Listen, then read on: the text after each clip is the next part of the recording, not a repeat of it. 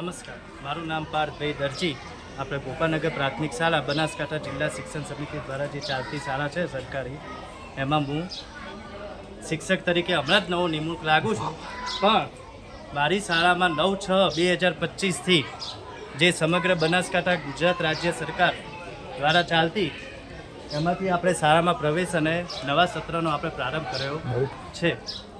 હવે બાળકોને આપણે સતત 1 થી 5 ધોરણના બાળકો તો અહીંયા આવે જ છે, પણ બાલવાટિકા નવીન પ્રવેશ જે સતત ચાલુ જ છે.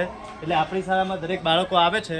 એટલે જેથી મારે દરેક જણને એવી સૂચના વાલીઓને, શિક્ષકોને કે જે બી હોય, બનતા સુધી નવીન પ્રવેશો જે આપણા શાળામાં જરૂરી દસ્તાવેજ, આપણે બાળકોના જન્મ તારીખના દાખલા, આધાર કાર્ડ, જે બી એના જરૂરી દસ્તાવેજો એ શાળાના આચાર્યને સંપર્ક કરીને લાગતા વળગતા આપણો નવીન પ્રવેશ ચાલુ છે. અને બનતા સુધી દરેક સરકારી શાળામાં બાળકોના નવા પ્રવેશ અને સંખ્યાનો વધારો થાય, જે આપણા સતત પ્રયત્ન ચાલુ જ છે મારી શાળામાં અને દરેક શાળામાં.